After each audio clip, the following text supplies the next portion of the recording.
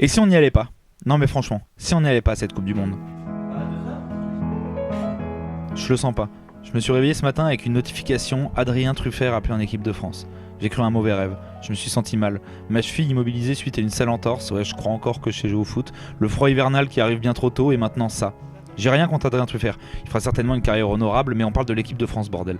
On est champion en titre, Vertou au milieu, on rappelle Giroud devant, je crois que cette équipe jouerait même pas l'Europe en Ligue 1. Alors je me suis dit ça. On n'y va pas, on se casse, on boycotte, on planque tout derrière un geste fort, on fait renaître les droits de l'homme, on participe pas à cette saloperie, on défend la planète, le climat, les droits humains et sociaux, et surtout ceux qui veulent pratiquer l'adultère sans risque de peine de prison. De toute manière, tous les champions du monde se plantent à l'édition suivante, on n'a rien à y gagner, et là, je propose de tout rafler. Être cet élève qui n'a pas révisé, organiser une mutinerie pour pas que le contrôle ait lieu. À la place, on envoie le groupe France pendant un mois faire du bénévolat dans des assos. Moi, je veux voir Kylian construire un puits en Asie, Lloris laver des chiottes d'orphelinat et Upamecano ramasser des déchets sur la plage. J'en rêve. D'un grand geste, une énorme mascarade, pour s'éviter l'humiliation. Je leur donne l'opportunité de rentrer dans les bouquins d'histoire. S'éviter de crier parce que Truffert colle pas le centreur adverse ou devant une interview d'Adil Rami rappelée de dernière minute. Éviter de voir les frères Pogba débarquer sur le terrain en van pour enlever Paul. S'épargner des soirées raclette foot chez les potes de ta meuf qui n'y connaissent rien mais vont t'expliquer pendant 2 heures comme cette compétition est une abomination, comme ce sport de beauf d'ailleurs. Éviter les après-matchs de Pascal Pro et les blagues de ton oncle à base de « Eh ben il parle plus trop, il est pas très pavard Benjamin ». Passer un hiver au chaud tout en étant fier, foutre tout en l'air, balancer la table. Mais évidemment ça n'arrivera pas. Comme moi qui souvent le matin le font coller sur la vitre du RER en allant au boulot, je me dis et si j'y allais pas? Et si je m'arrête pas à mon arrêt? Je continue jusqu'à la première gare venue. Bonjour madame, votre billet pour le prochain train. Et comme un clandestin, un gamin qui fait l'école buissonnière, je me retrouverai dans un TER, à passer une journée à Cholet, Belfort ou Mulhouse. Un week-end ou même la vie d'ailleurs, juste pour le plaisir coupable de ne pas y aller. Faire n'importe quoi d'autre que ce qui était prévu. Sortir du cadre et des rails pour un instant. Pour un instant seulement, se sentir libre et vivant. Et puis j'arrive à la Défense et je descends, je la ferme et je fais mon job, je grommelle dans ma tête à chaque nouvelle humiliation que c'est la dernière, que la puissance misérable de notre vie est bien plus forte que le courage ou l'envie de liberté. Et je me répète, c'est la dernière fois. Pas un autre acte outrancier. Puis je me lève le matin et je repars. Et cette Coupe du Monde, c'est la dernière, on va en accepter d'autres, accepter pire, parce que là je peux vous dire que les joueurs font coller à la vitre, même s'ils ont envie de se barrer, ils vont descendre à leur arrêt et faire leur job, parce qu'ils sont comme nous.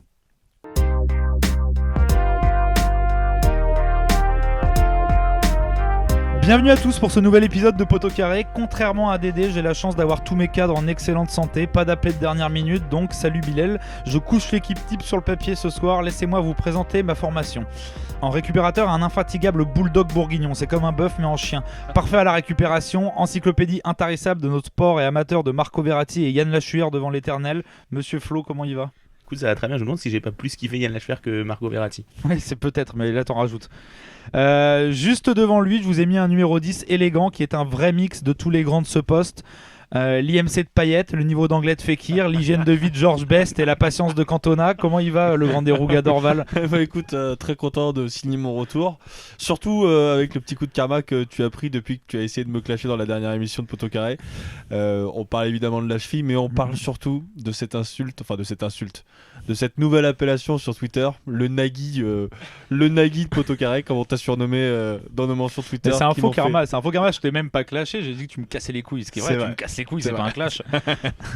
Mais bon, karma quand même. C'est vrai, mais c'est bon que c'est dur, voilà, le meilleur joueur est blessé. Et pour finir cette équipe de rêve à la pointe, notre Giroud à nous, personne l'attendait, même pas lui, on a l'impression qu'il continuera à être efficace dans la surface jusqu'à ses 80 ans, la semaine prochaine, donc toujours appelé, jamais décevant. Comment il va, Alex ? Écoute, comme je te disais avant l'émission, pas top. On ne le cesse de le répéter, appelez et allez visiter vos anciens, ils se sentent seuls, l'hiver approche. Ah bah, Noël c'est toi approche. qui veux plaquer ton taf pour finir à Cholet, donc faut avoir aussi le sens. Non, mais comme je te disais, je trouve le foot un peu dur à suivre en ce moment là, entre les résultats en Coupe d'Europe, la 3F. On vous prévient, on a eu une pré-émission vraiment très remontée. Alex, malgré ce qu'il dit, est en grande forme. Je pense qu'il va nous balancer 2-3 belles choses pendant cette émission. Les gars, pour se mettre en jambes, et parce que d'ailleurs on va bientôt aborder le sujet avec JB Guégan dans notre format Twitch Macroscope, ma question de comptoir, allez-vous boycotter ou regarder cette Coupe du Monde ? Et pourquoi ?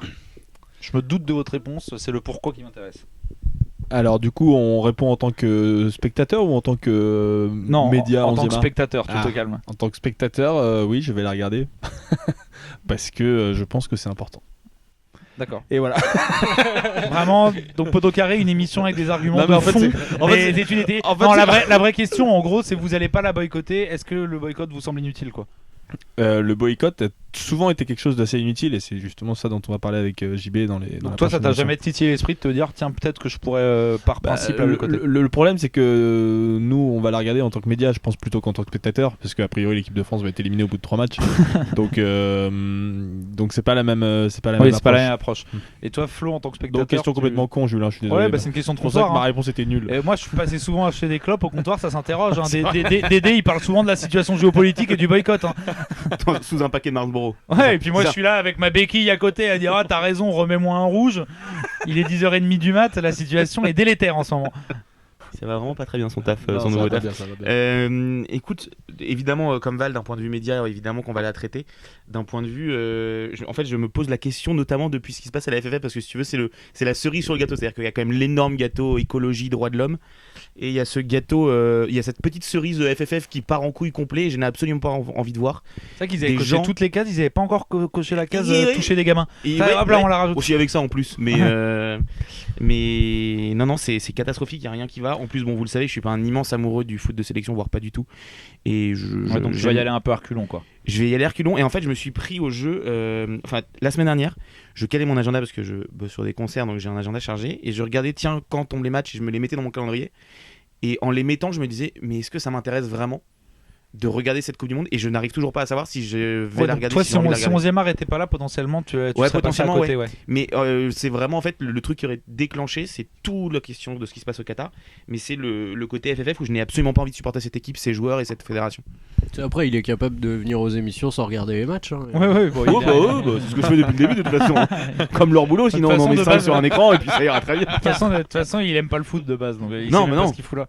Toi, Alex, ça t'a titillé, ça t'a traversé l'esprit? Non, mais tu dis c'est une conversation de comptoir, mais quand même, les gars, Eric Cantona, quoi, va boycotter la Coupe du Monde, Ouais. c'est pas rien. Philippe Lam. Moi, il m'a dit ça, tu vois, je me suis levé, je me suis dit, putain, quand même, Eric, quoi. Et non, moi, je trouve que c'est. En fait, c'est hyper démago, quoi. Il y a, évidemment, on a cité tous les exemples des pays, des JO, des trucs. Alors, c'est pas parce que ça a déjà été fait qu'il faut le refaire. C'était avant qu'il Mais- fallait s'énerver, quoi. Voilà, c'est ça, te réveiller 3 semaines avant, non, je boycotterai pas. Ok, très Non bien. mais et bah. il y a plein de questions qui se posent et il y a plein d'acteurs qui, enfin la réponse n'est pas la même selon l'acteur duquel on parle quoi. C'est pour ça qu'on va justement faire cette Mais émission. après, avec tu vois, Jean-Baptiste. le but de cette question, de toute façon, était pas de faire un sujet là-dessus. On pourra pas y répondre. C'était juste de traverser un peu le sujet. Non mais pour c'était un faire, petit coup de teasing pour l'émission, mais Mais c'est pas grave. mais c'est vrai qu'un Oui, truc tout exactement. Et comme ça, on en reparlera beaucoup plus sérieusement avec JB Guégan sur Twitch, où là, on aura un vrai spécialiste qui abordera la question du boycott, de l'utilité du boycott en fonction des acteurs, qu'on soit médias, spectateurs, et de voir l'importance que ça a, et vous fera un avis un peu plus instruit que le mec qui aime pas le foot et qui regarde pas les matchs.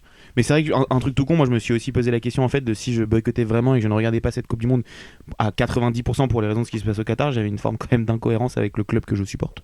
Oui. Alors le problème c'est que le club que je supporte, c'est comme si ton père, tu vois, est pas très cool à un moment de sa vie, tu dis bon, c'est quand même ton père. Bah, le club que tu supportes et que tu as dans ton cœur, c'est un peu pareil.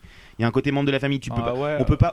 Enfin, moi, je si sais pas- mon père il commence à devenir Xavier Dupont de Ligonnès, même pas en 10 ans, ça devient compliqué. Déjà, je suis sous Alors, une terrasse, a donc priori, t'auras plus le temps, ouais. A priori, t'auras plus le temps. Tu seras sous la terrasse avec 2 chiens. Ouais, Non, je t'as trouve qu'un ta chien métaphore pas ouf, hein, parce que moi, si mon père il commence à creuser des gisements de pétrole dans le jardin Ce que je veux et dire, à c'est toucher que des gamins, tu je peux dis, ne moi, pas papa, partager ce que fait quelqu'un de proche, mais comme Oui, c'est un je vois proche, ce que tu tu peux veux pas dire. l'éviter. Et pour moi, le PSG est la même chose. Peu importe ce qu'il fera, je serai toujours derrière. Après, ils t'ont ramené Neymar, Flo, c'est pas rien quand même. Allez, voilà. Allez, chacun se fera un avis sur cette Coupe du Monde, chacun gérera en son âme et conscience. En attendant, je propose qu'on aille complètement sur un sujet différent. Aujourd'hui, on va parler de foot, mais pas que en fait. On va plus parler d'un club qui nous intrigue, un club dont on avait envie de parler. Donc on se dirige en Italie du côté de Monza.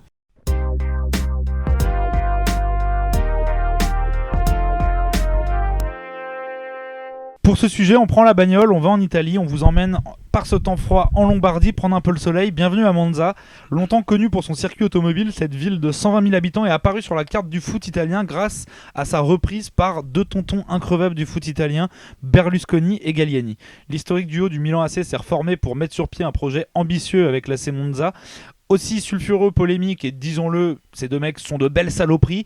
Paris pour l'instant réussi pour Berlusconi et Galliani qui se retrouvent en Serie A, mais quid du projet aujourd'hui, où est-ce qu'on en est, quelle était l'histoire de ce club avant 2018. On va se pencher sur tout ça, aborder un peu le recrutement qui a été fait et ce que peut espérer le club, et surtout s'intéresser à ces deux personnages, Berlusconi et Galliani, qu'on ne cautionne pas des masses mais qui restent intrigants.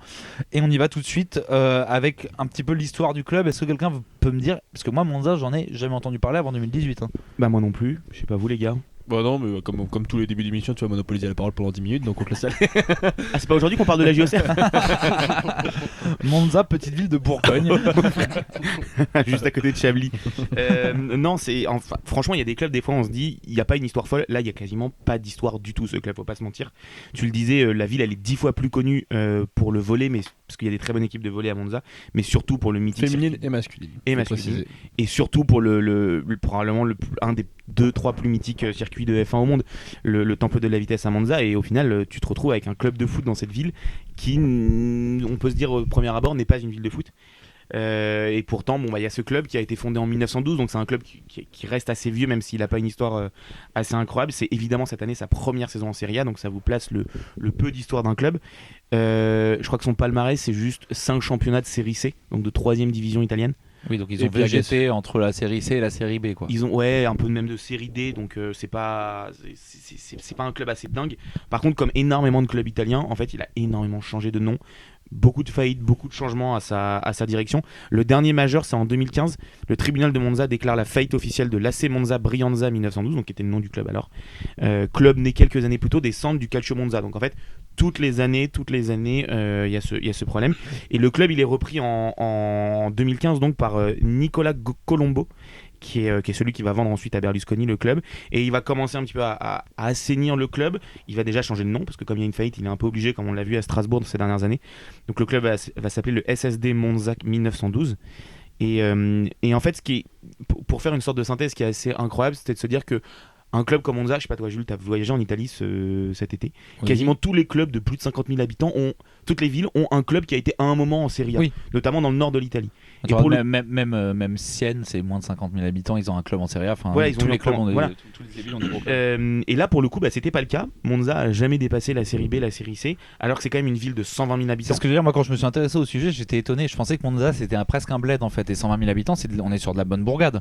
C'est exactement. C'est une des provinces de Lombardie. Il y a 11 provinces en Lombardie qui viennent justement, qui sont réparties, et c'est une des provinces principales. Enfin, c'est la ville principale d'une des 11 provinces de cette ville. C'est la capitale de cette province. Pourtant, c'est à 20 minutes de Milan, mais c'est en fait ça profite de cette situation du nord de l'Italie ultra industrielle et du coup extrêmement riche, où il y a beaucoup d'argent. Donc c'est fou de se dire qu'on a une ville de 120 000 habitants qui a en plus une culture sportive, qui est à côté d'une grosse métropole, celle de Milan en l'occurrence, et plutôt riche avec des industriels, et qui a pas de club de foot. Donc en fait c'était plutôt une anomalie de ne rien avoir à Monza depuis ces années-là. Il y a Pierre Gasly quand même.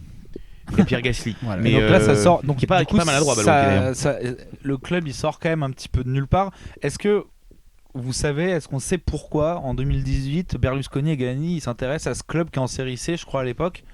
Est-ce qu'on sait pourquoi ils font ce choix-là? On le sait notamment pour alors il y a évidemment l'aspect romantique que va vendre Berlusconi sur cet aspect-là, parce que il est très romantique. C'est un mec qui, on le sait, il a baigné là-dedans pendant plusieurs années. C'est un cavalier. C'est la classe, la douceur, le respect des femmes. Voilà, tout ça comme on l'aime. Alex, il est déchaîné ce soir. C'est exceptionnel. On parle d'un mec de droite, il doit être content, quoi. Il s'identifie. En même temps, c'est la même génération. Mais donc voilà, il y a l'aspect romantique parce que Galliani est un gars de Monza, c'est un mec qui est né là-bas, qui a grandi là-bas. Donc il a repris son club. Il a fait. Et donc Berlusconi a présenté ça comme une fleur qui était faite à Galliani après toutes ces années de travail collaboratif ensemble du côté de Milan. Et puis il le dit, Berlusconi, il y va pas avec le dos de la cuillère. C'est une opération romantique, un acte d'amour. Et pour rebondir sur ce que disait Flo, il n'y a pas d'histoire, mais il y a quand même une histoire dans l'absence d'histoire. C'est qu'en fait, les supporters de Monza, ils ont commencé à se dire que c'était quand même une putain de malédiction de jamais connaître la Serie A dans 110 ans d'histoire, quoi. Parce que les mecs, ils sont en malédiction totale, et là, ils voient Berlusconi arriver, ils font oh putain, ça va s'arrêter quand? C'est la malédiction de la momie. C'est ça, exactement. Après, la biote de Tintin. Ça. Après, Berlusconi, évidemment, tous autour de cette console, on n'a aucune affection pour ce gars-là, mais bon, il a gagné, il a beaucoup gagné, et C'est un peu le Connaissant, Bernard Tapie, connaissant un italien, peu quoi. les supporters italiens, je pense qu'au contraire, tu vois, quand ils ont vu le duo arriver, ils se sont dit oh, peut-être que cette fois ça sent bon, tu vois. C'est même précisément le président de club qui a le plus gagné en Italie. Il a gagné 29 titres avec le Milan AC et plus personne n'a fait autant. Oui, non, mais de toute façon, personne ne lui enlève son succès. Donc- Après, est-ce que ce succès Milan ont quelques 2-3 petites zones d'ombre? Mais comme Bernard Tapie d'ailleurs, c'est fou. Hein, Ouais, les non, mais comparaisons. en vrai, il y a un vrai lien entre les deux, le côté businessman et machin. Est-ce qu'on peut s'intéresser du coup quand même un petit peu justement au duo Berlusconi-Galliani, parce que c'est historique en Italie. Ils avaient un peu disparu de la circulation avant de récupérer Monza quand même, mais Tu m'étonnes. ils étaient un peu planqués. D'autres feraient bien de s'en inspirer, notamment du côté de Guingamp et de la fédération. Mais est-ce qu'on peut s'intéresser au parcours de ces deux mecs-là, à leur fait d'armes, à ce qu'ils ont fait dans le monde du foot italien? Mais je vais laisser mes deux compères parler du parcours, mais juste, et ça place un peu le parcours et la raison de pourquoi ils ont repris Monza, c'est que Galliani, Val le disait très bien, il est originaire de cette ville, mais Galliani il a aussi été copropriétaire du club. En gros, il a participé à racheter le club et il a été copropriétaire, coprésident de 1975 à 1985. Ah oui, donc longtemps quand même. Enfin, Assez longtemps, une hein. dizaine d'années, au début de sa vie, enfin au milieu de sa vie d'industriel. Et c'est en fait en 1985, il revend, enfin même un petit peu avant, il revend sa boîte à Berlusconi. Berlusconi l'engage dans ses boîtes, notamment au Milan AC. Et là, bah, évidemment, il peut pas gérer deux clubs à la fois. Quoi qu'en Italie, ça a dû se faire quelques fois. Hein. Mais il y a même très récemment. Mais du coup, en fait, c'est aussi pour ça que Galliani est retourné à Monza où il avait déjà été. C'est en fait le début du parcours de Galliani dans le foot. Ça commence à Monza. Ok. Non, on a précisé quand même que c'était un club qui avait quand même pendant très longtemps végété en série B, série C, etc. Même pendant toute son histoire. Mais ça reste quand même un club qui a accueilli pas mal de joueurs qu'on connaît aujourd'hui, notamment en début de carrière. On peut citer évidemment l'entraîneur du PSG, Christophe Galtier, aujourd'hui, qui a joué Plutôt en là-bas. fin, ouais, lui, plutôt en fin de carrière, pardon. Mais je pensais plus à un joueur comme Patrice Evra, par exemple, Costa Curta, Odo, Abbiati, c'est tous ces joueurs qui sont quand même des légendes italiennes. Ils ont toujours été habitués à faire des coups, quoi. Voilà, exactement. Mais, Ouais, en fait, c'est surtout des joueurs qui sont issus de ces clubs-là. Et Oui. justement, ça qui va être intéressant aussi dans le projet de Berlusconi, dont on va parler un petit peu plus tard. C'est vrai, issu de Monza. Non, alors, Non, d'ailleurs, c'est rigolo parce qu'il en parle. Vous vous rappelez, j'avais fait une chronique sur Evra et sa Ouais. bio. Il en parle dans sa bio et c'est un passage très compliqué, notamment avec l'entraîneur de Monza de l'époque qui ne le fait pas jouer du tout. Et j'ai un petit doute, mais je suis presque persuadé que je crois qu'il finit par rayer sa bagnole sur le parking et qu'il se fait Ouais. dégager du club Une assez belle salement, histoire de football une mais- fois de plus. mais les autres, en tout cas, c'est des joueurs qui sont issus de la région milanaise, en tout cas. Et c'est justement sur ça que va s'appuyer Berlusconi pour monter son projet à partir de 2018. Parce que Berlusconi, ce qui est marrant, c'est que moi, quand j'étais petit, etc., ce mec-là, il a toujours existé dans mon imaginaire collectif, mais je me suis jamais intéressé à sa vie, je sais pas d'où il vient, Bah, ce qu'il a fait. en fait, le début de carrière, c'est une énorme success story parce qu'il commence à investir. Ses premiers succès, c'est dans l'immobilier. Il commence à se constituer un petit pactole. Très vite, il investit dans les médias. Il a plusieurs chaînes de télé. Et c'est à partir de ce moment-là qu'il commence à s'intéresser au Milan AC. Il entre également en politique avec la carrière qu'on lui connaît. On va pas rentrer dans tous les détails de sa vie, mais c'est Ouais, je vraiment. pense que ça prendrait beaucoup plus trop de temps. Ouais, c'est ça. Mais c'est Puis en on tout n'a pas cas, toutes les infos, je pense qu'il s'est passé Non, un truc. oui. Hein. c'est vraiment la success story à l'ancienne du mec qui arrive, qui se fait de l'argent, qui investit dans le foot pour se faire aimer. Qui Ça lui investit dans les permet- soirées mondaines. Enfin voilà. Oui, évidemment. Mais qui, en tout cas, la stratégie, c'est. Oui, c'est un et truc qu'on a déjà vu, Bien sûr. pas forcément à ce niveau de réussite. En fait, c'est lui qui a le mieux réussi dans ce schéma-là, en fait. Carrément. Et puis, donc il investit dans le Milan. Ça lui apporte des voix aussi parce que Milan commence à briller sur la scène européenne. Il finit par obtenir le poste de Premier ministre en Italie. Et en fait, il reste au pouvoir pendant des années et des années.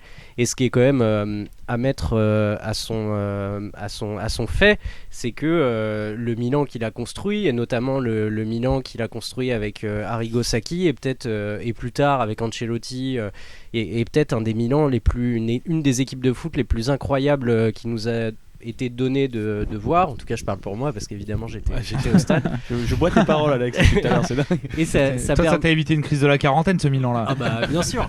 Et c'est d'ailleurs il y a une petite anecdote, c'est quand Berlusconi impose Sacchi, qui est donc un un universitaire. On aime bien dans 11e art parler des coachs qui ont des idées et qui sortent pas forcément du circuit ancien pro qui veut être entraîneur. Il y a à l'époque un petit attaquant qui s'appelle Van Basten, qui est attaquant du Milan AC et qui comprend absolument pas les méthodes de Sacchi et qui est à deux doigts de... Enfin, en fait, on pourrait même croire que tu as écouté l'épisode de Bilal bah, qui c'est est là où sorti c'est là où ce mardi. c'est là où je voulais en venir exactement. Petit coup d'autopromo. Ça permet de faire une promo pour l'épisode de Bilal qui revient sur cette période dorée du Milan. En tout cas, simplement pour dire que Berlusconi, en tant que président de club, à ce moment-là, a su prendre parti pour dire écoute, t'as beau être Marco Van Basten, t'as beau être qui tu veux, moi j'ai choisi cet entraîneur, ce sera ton entraîneur, tu vas faire ce qu'il te dit, et il faut croire que ça a plutôt réussi. C'est là où je voulais revenir sur le profil du coup un peu de Berlusconi, c'est qu'on est d'accord les gars que on n'est pas sur de l'homme d'affaires qui va racheter des clubs histoire de faire son image et machin, on est sur un mec comme Tapi qui est vraiment impliqué dans le foot, qui est capable de descendre dans le vestiaire et de s'impliquer dans le sportif, etc.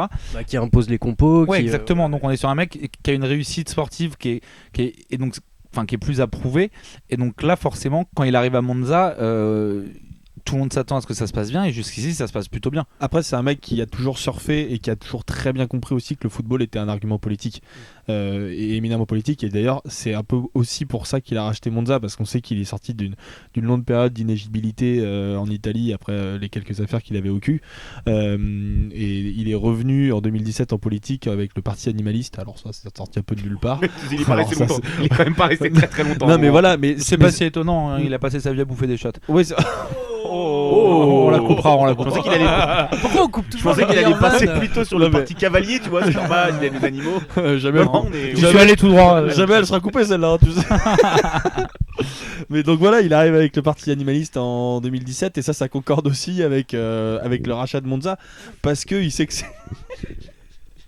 Ouais, il a essayé tout et n'importe quoi pour acheter une image, quoi. Parce que c'est aussi une source de visibilité terrible d'avoir un club de foot qui soit en 3ème division ou pas, surtout quand c'est Silvio Berlusconi qui le rachète. On sait que ça va faire parler, que ça va faire parler de lui, que ça va faire parler de sa cause politique aussi.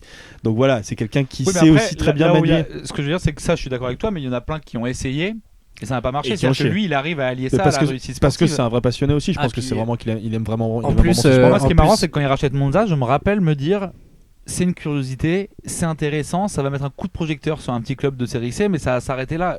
4 ans après, ils sont en Serie A, donc c'est quand même une grosse réussite sportive. Après, j'imagine qu'ils ont mis les moyens. Ouais, ils ont mis les moyens. Je crois que sur les 20 premiers mois, ils ont mis quelque chose comme. Sur les 18 premiers mois, ils ont mis quelque chose comme 25 millions. Ce qui est énorme pour un Dans club le de club, série C. Sur le mercato 2020. 2020, ouais. Oui 2020 c'est ça, avec 2020, Boateng, 2021, ouais. avec Boateng et Balotelli, pardon. Ouais. C'est 20 millions d'euros dépensés pendant l'été 2020 alors qu'ils sont encore en série B, donc Ouais, c'est énorme. Cet été-là, je crois que c'est même à l'hiver où ils font un très bon coup ici. Ils sont allés chercher Gaston Ramirez à la Samp. Ouais. Gaston Ramirez qui est pour ceux qui sont allés voir, moi, super joueur de foot. Super joueur, un joueur extrêmement élégant, pas forcément le plus régulier, mais une sorte de 10 un peu à l'ancienne. Mais c'est vrai qu'il y a eu je suis comme Jules, quand je me souviens très bien quand Monza est racheté, je me dis putain, ça c'est quand même une belle curiosité. Val a complètement raison que le retour en politique de Berlusconi n'est, en même temps que son rachat de club, n'y est évidemment pas étranger. Maintenant, c'est 21 millions exactement entre 2020 et 2021. Ouais, c'est ça. Donc, et là 24 millions cette année. Donc c'est-à-dire que là, sur les 3 dernières années exactement, ils ont dépensé plus de 65 millions sur le mercato, ce qui est plus que certains clubs de Ligue 1. Avec des gros sous, mais avec un recrutement, on y viendra plus tard, que je trouve pas, en tout cas cette saison, pas loin d'être débile, contrairement au recrutement Boateng-Balotelli. D'ailleurs, la première saison en série B, c'est le mercato, ils vont chercher Boateng-Balotelli et plus tard Gaston Ramirez au mercato d'hiver.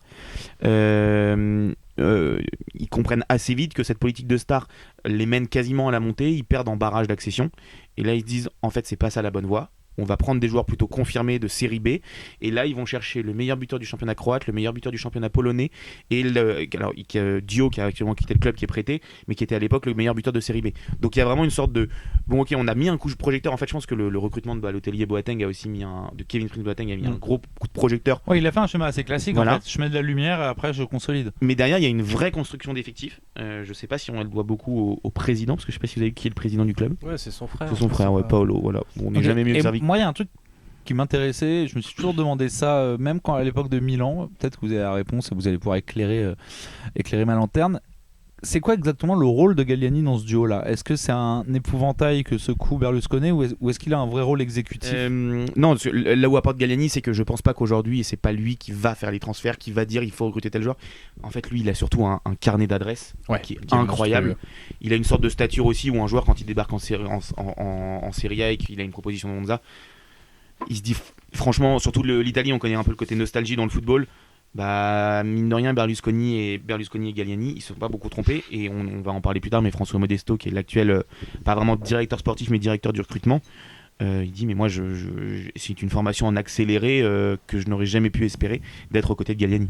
Oui, si tu mets le côté du coup un peu humain de ces deux mecs-là de côté, c'est quand même des mecs qui sont des puits de culture et de savoir certainement dans le foot, vu j'imagine leur passé et leur parcours. Et donc du coup ils ont été rachetés en 2018, on a compris, parce que voilà, retour en politique, Berlusconi, ville de cœur, etc. Mais au final j'ai l'impression qu'ils sont même en avance sur leur cahier des charges, parce que 4 ans après ils sont déjà en Serie A. Est-ce qu'on peut revenir un peu sur leur parcours depuis le rachat jusqu'à la remontée ? Oui, tout à fait. Alors, comme tu l'as précisé, Jules, au moment où ils rachètent en 2018, le 28 septembre 2018 précisément, ils sont encore en Série C à cette époque-là. Et c'est marrant parce que Berlusconi a une déclaration qui est assez rigolote où il dit mon Monza serait une équipe jeune et composée uniquement de joueurs italiens. Ils devront avoir les cheveux en ordre. Il y a déjà un coiffeur à Monza qui m'a dit qu'il fera des coupes gratuitement. Pas de barbe, pas de tatouage, et ils ne devront pas non plus porter de boucles d'oreilles. Ils s'excuseront auprès de l'adversaire en cas de faute et traiteront l'arbitre avec respect. Je veux quelque chose de différent du football actuel. Ah oui, c'est l'armée, voilà, là on est sur un truc. Non, mais on sent qu'il s'est vraiment inspiré de ses valeurs personnelles qu'il a respectées toute sa vie en politique. Après, c'est pas nouveau, parce que je lisais une déclat de Dugarry qui, quand il signe à Milan, Berlusconi va le voir et lui dit non mais toi tu vas te couper les cheveux très vite. Hein. Et Dugarry dit mais moi je pensais qu'il déconnait. Non, déjà il a mec passion capillaire. Il a un problème avec les cheveux longs. Il a peur de se tromper de dos. Et Waouh. Bah, il mérite, hein. Enfin, désolé. Donc, est-ce qu'on peut continuer un peu sur le parcours sportif, s'il vous plaît, Oui, voilà, de disperser. Donc le culot. Donc ça, c'était la petite intro pour annoncer comment est-ce qu'il arrive au club. À partir de 2020, même en 2020, pardon, ils vont être sacrés champions de Série C avec plus de 16 points d'avance au moment où le Covid frappe et où les championnats sont arrêtés. Il y a ces fameux 20 millions investis sur le mercato. Une première année en Série B où ils vont justement, ça va quand même un peu payer ce mercato assez imposant. Avec des ex-gloires qui sont pas au top niveau. Voilà, exactement, mais ça va quand même payer en termes de résultats. Ils vont quand même finir en demi-finale de play-off pendant laquelle c'est quand même pas mal pour un promu qui vient d'arriver. Mais à ce moment-là, surtout qu'ils sont pas loin de faire une craquante. Je sais pas si vous vous souvenez des rumeurs de transfert de l'époque, mais très sérieuses, confirmées par le club et par les joueurs. Qu'est-ce qu'une craquante ? Une craquante, c'est un craquage. Ah ok. Ah oui. Alors, la craquante, c'est une expression très tennis. Tu fais une craquante sur un terrain. Voilà, ok. Non, mais on en apprend tous les jours avec Florian Lefebvre. Il signe Balotelli. Et quand tu les beurres, faut les mettre l'une sur l'autre pour pas qu'elles se comme les jambes de Djibril Cissé, c'est pareil quand ça craque. Donc ils signent Balotelli et Boateng, mais ils sont pas très loin ils font tout pour essayer de signer Ibra, et ils sont surtout pas très loin de faire revenir Kaka et Pato. Donc on est quand même sur un full Milan. C'est limite si sur le rouge du maillot ils vont pas rajouter les noirs. noirs. Entre ça, les coupes de cheveux et tout, je pense qu'il a un petit problème de nostalgie, Berlusconi. Même avec son visage, il aime pas trop quand ça vieillit. Surtout les tatouages pour Ibra, les coupes de cheveux pour Ibra, il y a un moment il a quand même, c'est peut-être le point bloquant d'ailleurs. Non, mais surtout que le mec qui a mis, enfin on va y venir, mais le mec qui a mis le but de la oh là là, je vais y arriver. Le mec qui a mis le but au barrage. C'est un mini AVC qui nous fait là. On intervient pas. Mal au bras gauche, bref, le mec qui a fait passer Monza en Serie A était évidemment tatoué avec des cheveux longs. Oui, ce qui est quand même assez paradoxal. Bah, c'est ça qui est marrant. Et puis niveau juste, je finis mon AVC avec dignité. Il faut savoir que niveau ambition, ils se sont pas arrêtés là, parce que dès la montée en Serie A, ils ont annoncé l'Europe dans 2 ans. Ça, on va y venir, mais du coup après cet échec en play-off, du coup il y a une autre saison en Série B l'an dernier où ça se passe un peu mieux, on est moins dans le clinquant. Ouais, ils changent de coach déjà. Ils prennent Giovanni Stroppa, donc qui viennent de licencier il y a 10 jours juste avant le match contre la Juve, qui avait alors qui est pas le coach le plus expérimenté avec le parcours le plus incroyable, mais qui avait cette expérience d'avoir fait monter un petit club. En l'occurrence, c'était Crotone en 2020. Bon, il était redescendu direct, je crois qu'il s'était même fait licencier une nouvelle fois en milieu de saison. Mais oui, ils avaient viré ses gloires, enfin ses ex-gloires, et ils avaient pris un coach plus référencé pour la montée. C'était notamment un coach, et c'est là où évidemment la boucle n'est jamais, c'est un cercle qui continue toujours avec Galliani et Berlusconi, parce que Giovanni Stroppa, c'est un mec qui avait surtout fait ses classes dans toutes les équipes de jeunes du Milan, notamment avec c'est marrant, on a l'impression qu'avec Berlusconi et Galliani, c'est une espèce d'énorme toile d'araignée sur le foot italien, avec des connexions de tous les côtés. Tu les ferais jouer à Lima, ils iraient te chercher des mecs que du Milan. Ouais, voilà. c'est ça.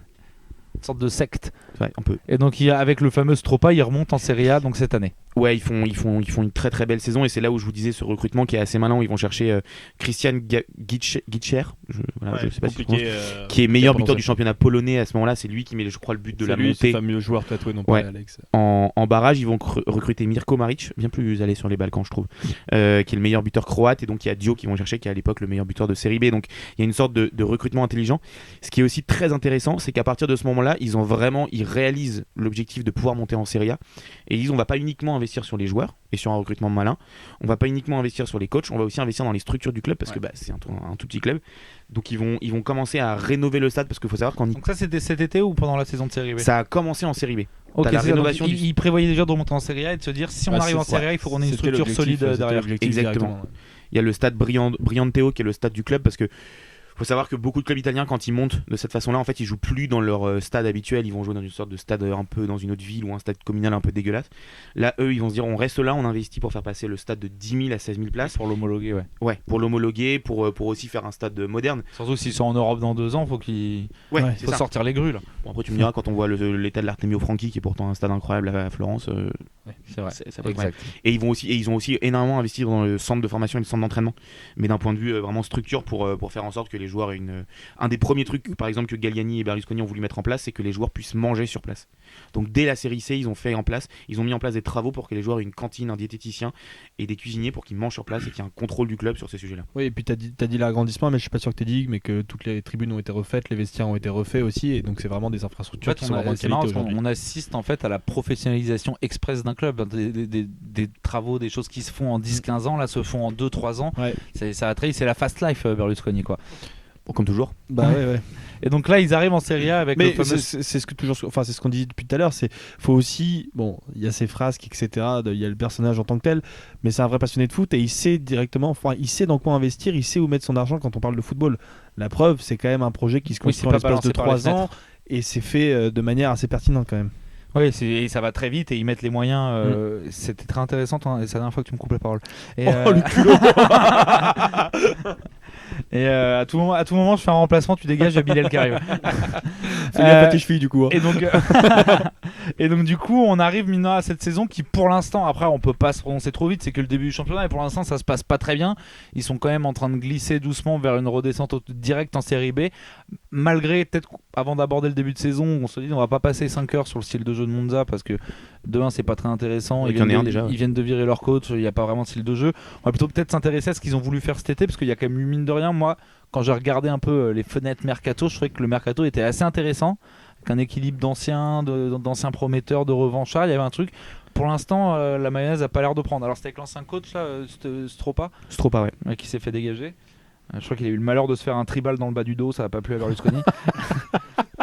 Et si on peut revenir sur les transferts un peu marquants de cet été, il y a eu des arrivées qui ont été quand même plutôt intéressantes, notamment, c'est ce que disait Val tout à l'heure, ils se sont axés sur des mecs qui connaissent le championnat. Qui connaissent le championnat et qui sont aussi pas mal issus de la région. C'était l'idée du projet de Berlusconi de base, c'était de se réapproprier un peu les joueurs de la région et des joueurs qui sont vraiment ancrés et qui connaissent la culture du club. C'est le cas notamment de 5 internationaux qui ont été recrutés cet été. Parmi eux, il y a Alessio Cragno qui était un gardien international, Andrea Ranocchia qu'on a beaucoup vu à l'Inter, Stefano Sensi qui a un petit peu floppé l'année dernière notamment à cause de pas mal de blessures à l'Inter, mais qui est un super joueur. Mais quand il arrive à l'Inter, le début de saison c'était incroyable avec Barella au milieu. Absolument bonbon. Tout comme Pessina d'ailleurs qui Pessina aussi, c'est étonnant. A signé au club. Alors il est prêté, il me semble. Pessina, il est prêté par l'Atalanta, mais c'est lui qui avait vraiment ce souhait de venir dans son club formateur. Exactement. Il était dans le groupe de l'Italie, Pessina. Il était dans le groupe de l'Italie, il est champion d'Europe. Il est champion d'Europe, je crois qu'il met 2 ou 3 buts. Il fait notamment le dernier ou l'avant des matchs du pool. Ouais. Il met un doublé. Non, mais c'était la surprise un petit peu. C'est un énorme coup parce qu'il a 25 ans, il joue à l'Atalanta, il est champion d'Europe un an avant. Pour faire plaisir à Alex, c'est lui qui s'était ramené à son premier rassemblement en équipe d'Italie avec un sac Pornhub, je crois. Il a dit qu'il s'en foutait. Je crois qu'il est un peu barge. J'avais lu un portrait sur lui. Il est un petit peu fou. Tu sais, tu dis pour faire plaisir à Alex, mais les gens n'ont pas entendu ce que j'ai dit avant l'émission. Oh, ils l'entendront. Ils l'entendront. T'en fais pas, va. Merci les copains. En tout cas, Silvio l'a entendu lui. J'ai entendu un espèce de vieux trembler dire des mots de signe de cul, ça m'a réveillé. Et du coup, juste pour finir, ils ont fait venir Marlon de Shakhtar aussi, qui était un défenseur brésilien qui était plutôt coté. Il y a un recrutement qui est assez ambitieux. Et Caprari, qui est un attaquant de l'AS Vérone, qui a aussi eu quelques convocations. Alors je sais pas s'il a des sélections, mais il a eu des convocations. convocation. Il en a une, ok. Voilà, et on peut rajouter à ça Petagna qui avait quand même pas mal marqué, notamment à la Spal. À la Spal, quand il était monté et qui formé au Milan et ancien grand espoir du Milan AC qui était parti au Napoli. Là où je m'inquiète un peu, c'est qu'ils ont pris un mec de Nancy, Warren Bondo. Oui, Warren Bondo qui était un espoir qu'on attendait dans beaucoup de gros clubs en Ligue 1. Bondo, en sélection jeune. Cool, non, mais parce que je me suis pas intéressé à lui parce que je regarde pas mal les sélections de jeunes et parce que Rennes était intéressé par Bondo. C'est-à-dire que le mec il avait Rennes. Sélection de jeunes. Oui, j'aime bien les gamins qui courent en short. Merci Arsène. C'est ça et les scouts. Et donc, non, mais parce que Warren Bondo, il a quand même choisi entre Rennes, Nice et Monza, il a choisi Monza. Donc, c'est-à-dire que derrière, comme tu dis, je pense que l'influence et l'histoire des Berlusconi-Galliani, je pense que ça peut être un plus pour attirer les joueurs. Ouais, ça, c'est d'autant plus vrai si on peut parler un peu structure de François Modesto, qui est le directeur technique ça, c'est une arrivée aussi de Monza, qui sort de l'Olympiakos et des mois de Nottingham Forest, et qui évidemment en fait quand Galliani l'appelle, il est un peu sidéré et il se dit mais attends, j'ai tout à vivre là-bas. Et effectivement je pense que le petit Bondo, quand t'as Galliani qui alors je sais pas si c'est lui qui l'a appelé directement, mais quand François Modesto, t'as François Modesto qui t'appelle. C'est vrai que là c'est l'élégance. Tu prononces le FLNC peut-être, mais sinon je suis pas sûr. Tu prononces son nom, ça me fout les poils direct quoi, Modesto. Ouais, tu te retournes, t'as un tag par derrière dans la nuque, hein, donc. C'est sûr que ça a joué pour attirer des joueurs comme ça et aussi évidemment l'aspect financier dont on a parlé. Pour l'instant, si on résume, on a un espèce de club qui est sorti de terre avec deux légendes qui l'ont repris. On a pour l'instant une feuille de route. Doucement avec le mot légende quand même. Dans le foot, je le dire, mais ça reste quand même des légendes du foot. Mais c'est relou, mais bon. Et donc ils étaient en avance sur leur feuille de route jusqu'ici. Le début de saison, malgré un mercato plutôt ambitieux, se passe pas très bien pour l'instant. Changement de coach, on va voir préciser, un peu mais ce que ça ils donne. sont quand même à 5 défaites et un match nul depuis le début de la saison. Et une victoire maintenant. Et ils sont 19e. Et une victoire ils viennent maintenant, de gagner. Mais ils ont quand même eu aussi un début de saison quand même vachement compliqué. Ils ont joué la Roma, l'Atalanta, Napoli. À chaque fois, ils ont pris des piles. Ça joue. Et ils ont joué l'Udinese, dont on parléra, je pense, cette saison, parce que ils étaient quand même en tête quasiment de la Serie A. Donc, ils sont descendus troisième après le provisoire, mais ils ont joué des très grosses équipes. Donc, il faudra voir sur la durée. Parce que sur le recrutement aussi, on en parlait, mais ils ont été chercher beaucoup de joueurs solides de Serie A, revanchards ou qui venaient se relancer. Il y a aussi beaucoup de jeunes espoirs italiens qui ont signé, qui ont moins de 23 ans, des internationaux espoirs. Donc c'est aussi un recrutement qui est et puis on verra, parce que je sais que Sensi a commencé sa saison au 3e match parce qu'il était pas prêt, Ranocchia pareil, donc on va attendre que ces mecs là se mettent dans le bain. Pour finir rapidement, parce qu'on le fait souvent et comme ça on peut s'amuser un petit peu au petit jeu des pronos, vous avec le peu que vous avez en connaissance du Ola et le recrutement, comment vous voyez la saison de Monza? Est-ce que vous les voyez se maintenir ou moi en fait chuter lourdement? Ma petite crainte c'est la décision de changer de coach quand tu as joué toutes les équipes que vient de le tribal dans le bas du dos, on t'a dit de décrire Flo. Est-ce que c'est pas un peu précipité? Est-ce qu'il n'y a pas un côté un peu panique, vite faut qu'on change, on a fait que des défaites? Alors je comprends, t'investis beaucoup, c'est en fait 21 millions, on réalise pas, mais c'est monstrueux pour un promu. Enfin il y a que la première ligue qui peut faire des trucs comme ça. Bon eux ils vont encore plus loin. Un devant quoi. Oui, c'est vrai. Mais 1-0 derrière. Mais je sais pas, je trouve cette décision de pas laisser beaucoup de temps au coach est un peu surprenante quand tu te dis que le gars est quand même responsable de la montée, que il met son équipe en place, sa structure. En plus, bon, tu peux t'exciter sur le fait qu'ils ont tapé la Juve, mais la Juve qu'on voit en ce moment, elle est abominable. Et franchement, pour toute personne qui aime le football, après, je souhaite qu'une chose, c'est qu'Allegri dégage. Vu la construction du club, il est en forme. Vu la construction du club, le fait que le coach dégage, je pense qu'ils ont tellement tout reconstruit sur le club, dans la structure, etc., que les joueurs, à mon avis, que ce soit lui ou un autre. Ouais, moi ce qui me fait peur, c'est quand même ce côté un peu instabilité sur les coachs, mais aussi sur les joueurs. En fait, fait aussi partie un peu de la culture de Berlusconi. Hein. Ouais, je suis désolé, il y a toujours eu ce truc-là. Et d'ailleurs, il a quand même déjà viré 3 coachs depuis qu'il est arrivé. Il a pas hésité à virer des coachs, mais il a quand même gardé aussi des Ancelotti ou des Sacchi pendant très longtemps, ou même Capello à une période qui est resté un petit bout de temps, pas tant que ça non plus. Mais c'est vrai que moi ce qui me fait peur, donc là c'est Raffaele Palladino qui a fait le match, la première victoire contre la Juve, qui était le coach de la réserve, donc je suis pas sûr qu'il reste, je suis pas sûr qu'il soit suffisamment solide. Moi ce qui me fait peur c'est l'instabilité, parce que au-delà des coachs, on a quand même vu, je sais pas combien de joueurs ils ont recruté, mais ils ont recruté genre une quinzaine de joueurs ou une douzaine de joueurs. C'est énorme pour un promu. Souvent on sait que les promus qui se maintiennent, c'est quand même ceux qui gardent une sorte d'ossature par rapport au groupe de deuxième division. Berlusconi pour son recrutement, il s'est inspiré du SCO, il a dit vraiment c'est ça. Ou Fulham, vous vous rappelez de Fulham ça c'est le classique de Fulham chaque année.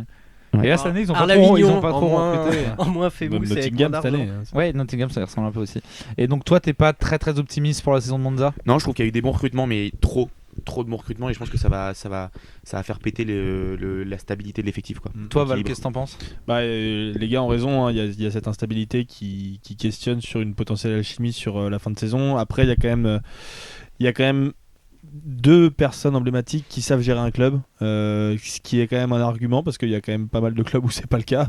Genre des dirigeants un peu pourris, on en a vu un peu partout en Europe et en France. Ouais, quand tu regardes, très honnêtement, après moi je comprends tout ce que vous dites, mais c'est vrai que quand je regarde un peu les effectifs de Serie A, là tu prends des Cragno, des Ranocchia, des Sensi, t'as quand même de la qualité par rapport aux effectifs de Lecce, de la Salernitana. Bien sûr. Plus ça, et si tu rajoutes en plus de ça que c'est quand même un club qui s'est structuré alors très très vite, peut-être que ça a été trop vite, ça fait partie aussi de l'apprentissage, peut-être que ça repassera par une redescente puis une remontée l'année prochaine ou l'année d'après, mais je pense que c'est un club qui peut se maintenir dans ces zones là du classement. Okay. Donc toi tu te mouilles sur le maintien. Bon, en tout cas les gars, merci beaucoup, on va regarder. On vous le dit, l'intrigue de ce club-là, elle est surtout dans les coulisses. Sur le terrain, il n'y a rien de formidable. On verra comment ça évolue. De toute façon, il suffit que je dise ça pour qu'ils enchaînent 10 victoires et que ça joue trop bien. Mais en tout cas, on espère qu'on vous en a appris un peu plus, qu'on vous a peut-être appris des trucs sur Berlusconi et Galliani qui reviennent d'entre les morts. Et on verra du coup en fin de saison si ça se maintient ou pas. En attendant, les gars, je propose qu'on passe à vos petites chroniques.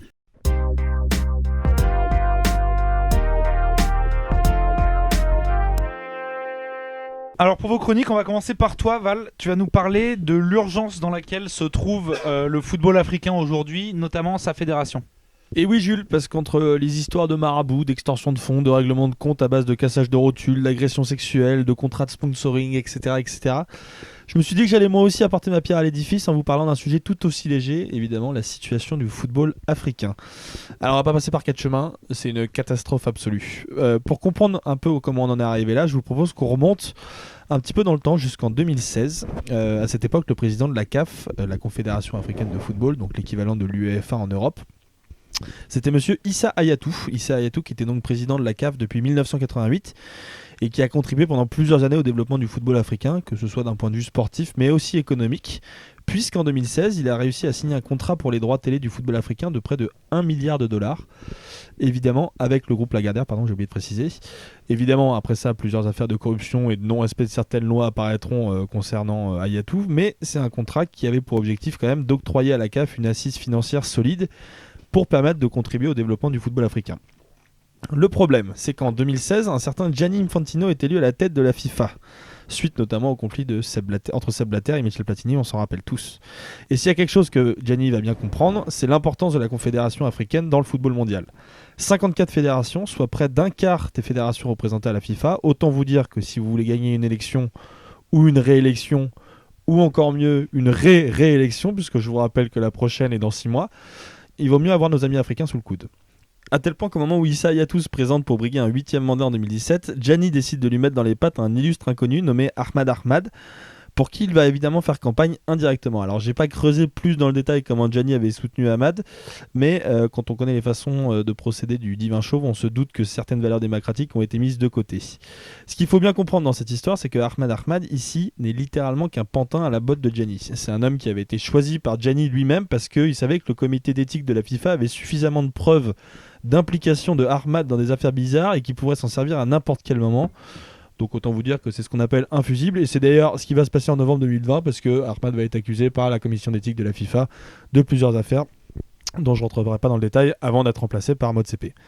Bref, une fois Ahmad élu, autant vous dire que la priorité de Gianni n'était plus le football. Il va à ce moment-là rompre le contrat signé par Hayatou avec Lagardère, qui est évidemment l'une de ses plus grandes réussites, et donc l'objectif était évidemment d'éliminer toutes les réussites de Hayatou à ce moment-là. À partir de ce moment-là, c'est le début de la catastrophe économique. La Confédération ne retrouve plus de diffuseurs. Une partie des matchs éliminatoires de la CAN sont diffusés sur la chaîne YouTube de la FIFA, ou alors décalés le temps de retrouver un diffuseur, ce qui fait qu'on se retrouve avec des trêves internationales encore plus denses. Rajoutez à ça la pandémie qui vient creuser encore un peu plus les comptes de la Confédération. Et évidemment, on n'oublie pas l'augmentation des frais administratifs. Par exemple, les salaires et avantages des autres employés ont augmenté près de 2 millions de dollars entre 2020 et 2021. Tiens, je vous laisse interpréter ça à votre façon. Mais bon, vous l'aurez compris, la situation de la CAF est aujourd'hui catastrophique avec des pertes allant jusqu'à 50 millions d'euros par an. à tel point que la Confédération survit aujourd'hui grâce à son épargne. Et les prévisions annoncent que si la situation se maintient de cette façon-là, elle pourrait faire définitivement faillite d'ici moins de 2 ans. Donc je vous laisse imaginer la catastrophe que ce serait. Enfin bref, pour des questions de temps, j'ai évidemment dû vulgariser et simplifier une partie de cette chronique, mais il y a plusieurs articles qui traitent de ce sujet beaucoup plus en détail et que je vous invite à lire pour vous renseigner sur le sujet, notamment sur les sites de Josimar Football et de jeuneafrique.com. En tout cas, vous l'aurez compris, le football africain n'est pas la priorité des dirigeants du football mondial, qui les considèrent probablement plus comme un objet de pouvoir qu'autre chose. Bah, c'est réjouissant, ça va mettre Alex en forme. Alex, Ouais. ça te met de bonne humeur. Oui, non, il suffit de se rappeler la CAN qui devait être organisée au Cameroun, où Infantino a presque fait une forme de forcing pour l'annuler, Ouais. où en fait le gars on a juste Sur laquelle il n'a Et on a- évidemment pas invité Ayatou, qui est quand même président d'honneur de la FIFA, de la CAF, pardon. Ouais, c'est la grande classe de la FIFA une Ouais. fois de plus, et le problème c'est que ça va plonger un grand continent de foot possiblement Ah bah là, dans si ça des- continue dans comme ça, des c'est com- une catastrophe. dans des complications très hard, que ce soit pour les footballistique. sélections, enfin à tous les niveaux, ça va être très dur pour le continent africain. Je propose qu'on se calme un peu, qu'on revienne avec des bonnes vibes et que du coup on passe à la chronique d'Alex, qui a étrangement un petit coup de gueule à passer, notamment sur son meilleur pote Didier Deschamps. Alors Jules, faut que tu saches que Il j'ai commence doucement. Ouais, non, mais parce que j'ai beaucoup Déjà, il a imprimé ses réfléchi, feuilles. j'ai beaucoup réfléchi à comment écrire cette chronique. Au début, je me suis dit tiens, je vais mettre une musique un peu Ordinateur, stylo plume. pragmatique le type. Non, tu sais, à m'inspirer des meilleurs, c'est-à-dire toi, mettre une musique larmoyante en fond et chialer dans le micro. Mais en fait, je me suis dit que j'allais juste être sincère avec vous et me confier et de vous dire un peu ce que je fais pense. aussi, connard. Allez, vas-y, chiale dans ton micro. Je remets pas en cause ta sincérité, loin de là. Mais je voulais juste vous dire ce que j'ai ressenti dans ma vie vis-à-vis de Deschamps. Et avant d'entrer dans le vif du sujet, je vais un peu me confier. Et finalement, je vais un peu faire chialer les auditeurs. Parce que je veux me confier et je veux vous dire ça parce que j'ai peut-être rarement dans ma vie autant changé d'avis vis-à-vis d'un acteur du foot. Faut savoir que Dédé, ça a été mon héros. Ligue des champions, capitaine avec l'OM, champion du monde, champion d'Europe avec la France, encore capitaine et surtout,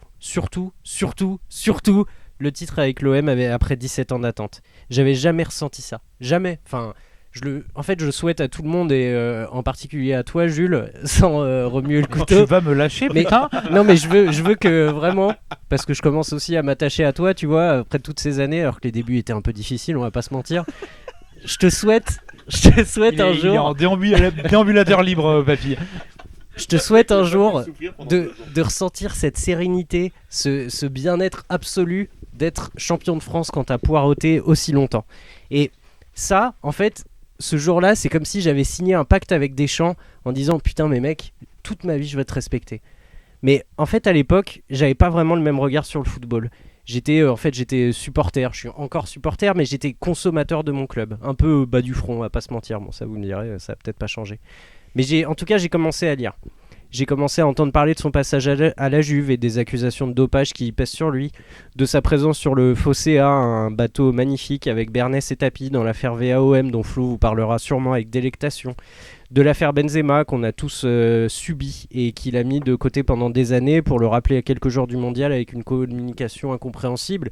Et au final, on se demande est-ce que tu faisais ça pour toi, pour l'équipe de France, pour le groupe? On n'arrivait plus rien à lire. Et puis le plus grave, le présent. On enregistre, on est le mardi 20 septembre, SoFoot a publié son article sur la FFF, Romain Molina a sorti des informations abominables sur le comportement de la Fédé et de son président Noël Le Graët, et Didier Deschamps, sélectionneur de l'équipe de France, quand un journaliste en conf de presse lui pose une question sur l'affaire, il répond « Vous n'avez pas froid aux yeux, vous ?» Non mais on est où là? On est où? Elle s'arrête On est quand? niveau char à voile, là. Mais non, c'est bien pire, pire que ça. c'est pire. Bien pire que ça. Et en fait, le fait que tu parles du char à voile, ça dit aussi beaucoup ce dont on parlait tout à l'heure, de la consommation du foot et le fait de mettre sur le même plan le char à voile et ça. Et je sais que c'est pas du tout ce que tu penses, mais c'est délirant et c'est peut-être là aussi qu'il y a un silence qui est assourdissant. Et vous imaginez, dans un autre secteur que le football, quelqu'un qui répond ça en conf de presse? Mais vous imaginez le tollé que ce serait? Adrien Quatennens. Non mais ça va, vous avez pas froid aux yeux, non? T'en veux une? Julien Bayou, Sibeth Ndiaye, oh là là. Tous ces petits anges partis trop vite. Je reprends sur mes confessions parce que, en plus de ça, j'ai eu la chance de parler avec Deschamps pendant un tournage. Et je voulais aussi vous dire que tout ce que vous entendez dans la presse est vrai. je vais vous raconter comment le tournage s'est passé. Il est arrivé seul au volant de sa voiture, en avance. Il a salué tout le monde. Il a répondu à toutes nos questions en dépassant largement le temps qui était convenu avant le tournage. Ça a l'air de rien, mais je vous assure que c'est très rare avec des acteurs du foot. Il est passionné, il est passionnant, il est accessible. Il traite tout le monde de la même manière. Il était pareil avec les régisseurs, les ingé-sons, le cadreur, le producteur, le Ça fait journaliste. chier qu'il soit sympa. Hein. Bah, exactement, Jules. Ouais, ça me fait chier. Ça me fait chier parce qu'il est humain et en même temps, on sent très vite à son contact qu'il est différent. Il parle avec franchise, il se cache pas de se méfier des médias et très vite tu te dis, mais disons, tu serais pas un peu homme politique, toi? Et je suis sorti de ce tournage vraiment perturbé. Heureux de l'avoir rencontré, évidemment, parce que c'est pas tous les jours que t'as Deschamps en face de toi pendant 2 heures et que tu peux lui poser toutes les questions que tu veux. Toute l'enfance de Flo. Exactement. Mais c'était l'abbé Deschamps, on avait aucun rapport. Mais j'étais vraiment troublé par cette ambivalence que je venais de constater.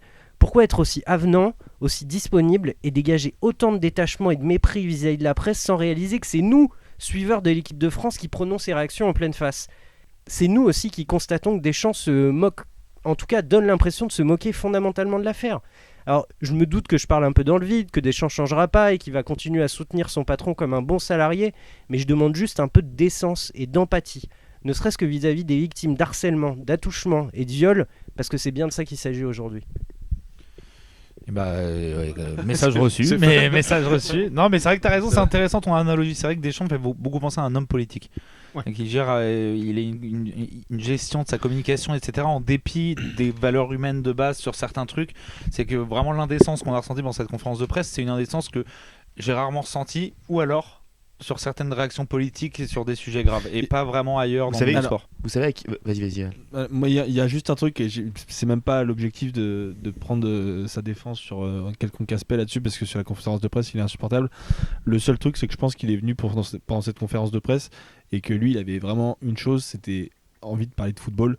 Et il n'y avait pas eu une seule question foot pendant tout le temps. Ouais, mais il le sait. Il le sait. Son rôle, hein. C'est hyper dur. Mais comme tu le dis, Alex, je pense qu'il y a quand même une sincérité. Je pense que c'est un vrai passionné. Et je pense qu'au bout de 4 questions, en fait, ça lui casse les couilles. Alors la vraie petite différence, c'est que moi là où je suis d'accord et avec toi et avec Alex, c'est que je pense que c'est un mec qui déteste absolument les médias, Ouais. déteste les conférences de presse, et qu'on lui pose une question sur l'affaire de la FFF ou sur un sujet beaucoup plus léger, on aurait pu parler de sa bagnole ou machin, etc. Il évacue. Il a jamais Ouais, je répondu suis à d'accord avec aucune toi. des questions extra-sportives. Il a toujours évacué. Mais du coup, c'est un peu une réaction politique, quoi. Il se met un Complètement parapluie. d'accord.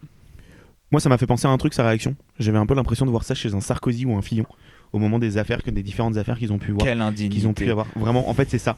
Pour moi, c'est le quelle indignité. C'est exactement ça. Mais sinon, je voulais juste finir sur un petit message de soutien, même si je pense qu'il nous écoute pas, mais Ah bah après la lettre de rupture d'Alex, il est en train de chialer là. non, aux journalistes de SoFoot, Ah oui. qui ont quand même eu le droit de rentrer dans la salle de conférence de presse. Encore heureux, vous me direz, mais où clairement, visiblement, le chargé de com de la Fédé leur a fait comprendre qu'il était hors de question qu'il pose des questions. Ouais, on en est là, hein. On en est là avec la FFF et Stasi. Pour finir, on va revenir encore aux affaires extrasportives. C'est pas comme si en même temps on n'avait pas. On a l'embarras du choix en ce moment là-dessus. Flo, toi tu vas aborder le sujet épineux des droits à l'image de Kylian avec encore cette chère FFF. Exactement, parce que effectivement le sponsoring c'est un domaine qui m'intéresse tout particulièrement, et au début de l'affaire Kylian Mbappé, en mars dernier, en tout cas de cette affaire là, je me suis très longtemps questionné sur le sujet. Je me questionne d'ailleurs un peu toujours. Alors déjà, pourquoi? C'est parce qu'en travaillant dans le sport et plus particulièrement dans le sponsoring depuis quelques années, Et vous allez arrêter de tout ramener à vos boulots là, vous deux. Mais- C'est infernal. justement il était Moi, pour j'en ai moi pas, donc. Val a eu la décence de ne pas parler de son chômage. T'as parlé d'alcool, donc c'est pareil, toi, de ton côté. Non, mais ce que je veux dire, c'est que moi qui travaille dans le sponsoring sportif, pour moi, c'était clairement ancré, et comme pour tous les acteurs, qu'il y avait des mœurs, des us et coutumes, et que celui inamovible des droits à l'image collective était un des majeurs qui existait dans le monde du sport. Alors déjà, petite définition, qu'est-ce que c'est que le droit à l'image collective? Le droit à l'image collective s'étend à l'intégralité des sports collectifs et désigne les images qui représentent plusieurs sportifs appartenant à une même équipe ou à un même club. On parle donc de club ou de fédération. La représentation collective des sportifs est très souvent utilisée dans le cadre de publicité, par exemple. Pour faire simple, pour être considérée comme image collective, elle doit représenter au moins 5 joueurs dans l'effectif. Faites le jeu, regardez Au notamment basket, ils font comment? au basket. Alors au basket, il doit y avoir peut-être une dérogation, parce que sinon il y a aussi en fait c'est 5 joueurs ou alors un pourcentage de l'effectif. Bon, c'était une vanne, mais il l'a pris très au premier degré, c'était bien. Excuse-moi, mais lui qui s'intéresse au sponsoring sportif, Lui, c'est comme son travail, d'accord? Donc tout simplement, faites le jeu, regardez les nombreuses pubs dans le métro, sur les réseaux sociaux ou à la télévision. Dès lors qu'une marque ou un partenaire d'une équipe de foot ou de rugby utilise l'image de joueurs, ils sont forcément au nombre minimum de 5. Les clubs peuvent ainsi juridiquement imposer à leurs salariés, leurs joueurs donc, leur présence dans tel ou tel spot publicitaire. Et très souvent, les footballeurs demandés par les marques partenaires sont forcément les plus bankable, très souvent les mêmes, comme par exemple Neymar, Verratti ou Kylian Mbappé qui reviennent très souvent dans les campagnes publicitaires des partenaires du PSG. En équipe de France, par ailleurs, ce droit permet aux joueurs de toucher 25 000 € par match de droit à l'image, peu importe que vous soyez plié à 15 spots publicitaires sur l'année ou 0. Un principe qui repose donc sur la notion de collectif, mais qui démontre déjà un déséquilibre au sein d'un effectif. Le droit collectif devient donc paradoxalement de plus en plus ciblé et individualisé. Afin d'éviter de sursolliciter certaines stars, des scènes plutôt cocasses que choquantes ont eu lieu sur des tournages de publicité, comme avec un partenaire de l'équipe de France de foot que je ne citerai pas, qui avait utilisé une silhouette grandeur nature en carton de Mbappé, avec 4 joueurs épinglés en photo dessus au format vignette pour arriver au fameux compte de 5. Un sujet qui agace certaines stars du foot, également en partenariat de manière personnelle avec d'autres marques, qui doivent alors cohabiter avec les sponsors, parfois même concurrents de leur club ou de leur fédération. Si l'on occulte le cas du français, pour regarder ailleurs, on peut facilement comprendre que certains sponsors seraient compliqués à assumer pour de nombreux joueurs. Pour des questions d'ordre religieux, souvent, il semble assez logique de voir des joueurs refuser de s'associer avec une entreprise. Comme ce fut le cas pour Papy Cissé il y a près de 10 ans, qui avait refusé de porter le maillot de Newcastle, dont le sponsor maillot devenait alors l'entreprise Wonga, une société de prêt de cash et de courtage. On pourrait également difficilement imaginer un joueur de confession juive ou musulmane se voir imposer une publicité pour Cochonou ou Justin Bridou. Épaulés désormais par les avocats spécialistes, les joueurs sont ainsi de plus en plus vigilants à leur image. Ainsi, pour revenir à lui, en mars dernier, au cours du rassemblement des Bleus à Clairefontaine, Mbappé avait donc boycotté une opération avec des sponsors de l'équipe de France, arguant de son droit de regard sur l'utilisation de son image. Pour s'expliquer, le natif de Bondy avait notamment défendu son désir de ne pas s'associer à des marques qui, selon lui, vont à l'encontre de ses valeurs. Alors bien évidemment, on pourra toujours reprocher à chaque personne des contradictions et des incohérences. Mais comment, dans la position d'Mbappé, être le moteur d'une association prônant une alimentation saine, tout en voyant le français associé à son image à la télévision ou sur des spots publicitaires pour KFC ou Coca-Cola ? Difficile. En reversant l'intégralité de ses primes de match en sélection, Mbappé a ainsi immédiatement coupé court à d'éventuelles accusations de cupidité et d'appât du gain. Dans ses déclarations au moment de sa prolongation au PSG, où il avait d'ailleurs fait de ce droit de regard sur l'utilisation de son image un point central, Mbappé ne s'était d'ailleurs pas défilé, estimant que le foot avait changé et qu'il était temps de revoir ses critères. Et le joueur comme son entourage avait alors prévenu de leur volonté farouche d'obtenir gain de cause en équipe de France, en prévision du rassemblement de septembre et surtout de la Coupe du Monde de foot. Après le nouveau de refus d'Mbappé ce lundi, puis le volte-face de la fédération, le joueur a finalement obtenu un accord pour une révision de la Convention des droits à l'image. Une convention qui date de 2010, soit plus de 12 ans, à une époque où, par exemple, Instagram et TikTok n'existaient pas encore. Une nouvelle convention qui devrait rééquilibrer l'utilisation de l'image sur l'ensemble des joueurs de l'effectif et permettre à ces derniers un droit de regard, donc sur certaines marques. Un changement de paradigme en adéquation avec l'époque, loin d'être l'une première dans le foot. Lors de la Coupe du Monde 74, Johan Cruyff, sponsorisé alors par Puma, était entré en conflit avec sa fédération, sous contrat L, avec Adidas. Refusant de porter la tunique, le grand Batave allait alors disputer la compétition dans un maillot spécifique à 2 bandes, au lieu de 3, et joua bien avec ses chaussures Puma. Depuis, tous les joueurs, au-delà de l'équipementier de leur club ou de leur sélection, sont libres de porter leur propre marque de chaussures. Un changement alors capital dans le foot, toujours en vigueur, sous l'impulsion du plus grand joueur de l'époque, et qui trouve largement aujourd'hui son écho dans les ambitions de Kylian Mbappé. Très intéressant ce petit parallèle entre Kylian Mbappé et Johan Cruyff que tu aimes tant. Les gars, vous avez un truc vous avez envie de réagir par rapport à cette histoire des droits à l'image ou... Il fait bien son travail, Florian, je crois. Ouais. Moi j'ai 2 trucs à dire. C'est il a fait ses enculés. Non, mais c'était ça. C'est effectivement ce que Flo dit pas dans cette excellente chronique, c'est que Mbappé a alerté la Fédé il y a plusieurs mois, voire années. Après la Coupe du Monde 2018, il a commencé à alerter sur ce sujet. Et qu'ils ont attendu en fait que la situation starisse et que ça pourrisse. Et la deuxième, je crois qu'il y a un autre joueur qui avait, c'est pas Idrissa Gueye qui était un peu déçu de sa couverture à la une de Tétu, non ? Il y avait pas. Ouais, mais là, pour le coup, c'était pas des partenaires. Mais je suis pas sûr que Tétu soit partenaire d'Idrissa Gueye. Il y aurait un camoulox là. On est sur une vanne là. Ouais, c'était une vanne. Reste sur l'énervement. Okay. Mais Gueye aussi, il fait chier quoi. Voilà, je préfère ça. Bon les gars, merci pour vos chroniques. En tout cas, c'était assez intéressant. C'est pas ultra réjouissant, les 3 chroniques que vous avez fait. Là, le monde du foot est. C'est la rentrée. Personne n'est joyeux. Mon intro dépressive aussi, c'est top. Vraiment, continuez à kiffer le foot. En tout cas, merci à tous de nous avoir suivis. On continue à vous abreuver de plein de formats différents. Vous avez pu découvrir récemment nos formats courts, nos nouveaux formats de 6-7 minutes avec notamment les petits nouveaux, Bilal, Tom, Zach, Thomas, à qui on souhaite la bienvenue. D'ailleurs, je suis pas sûr de l'avoir avoir fait à la première émission. Vous allez les découvrir dans Non, tous t'avais les surtout nouveaux parlé d'un formats. casse-couille qui était pas là. Mais, Et on va Normal. continuer, on va aussi revenir avec nos formats longs dont vous avez l'habitude maintenant. On va bientôt avoir le premier épisode de Tea Time Tom sur Twitch avec Tom Abadi, ça va arriver très vite. On va avoir un épisode de Macroscope avec Jean-Baptiste Guégan, je vous le disais en début d'épisode, notamment sur la question du boycott de la Coupe du Monde. Tout ça sera Et- des lives, hein, donc n'hésitez pas à Ouais, venir sur les lives. exactement, ce pour sera poser des questions lives directement. Twitch. Et évidemment, on vous mettra les formats vidéo après, mais ça fait toujours plus plaisir d'avoir du monde en direct. Et puis évidemment, plein d'autres formats longs qui vont venir au fur et à mesure. On va avoir avec Desi, avec Flo, des top thèmes, on va avoir un petit peu de tout. Donc n'hésitez pas, en tout cas, si tout ça vous plaît, à nous soutenir, que ce soit en nous partageant sur les réseaux sociaux, même en nous donnant un petit peu d'argent sur Tipeee. Ça fait toujours plaisir, on peut se racheter on n'est pas du meilleur on est pas matos. chiant, hein. Oui, Alex, même un ticket resto, ça pourra le calmer un petit peu. En attendant, continuez à regarder le foot, que le jeu, parce que le reste est pas très excitant. Et aimez ça surtout, et évitez les affaires qui gravitent autour. Allez, ciao.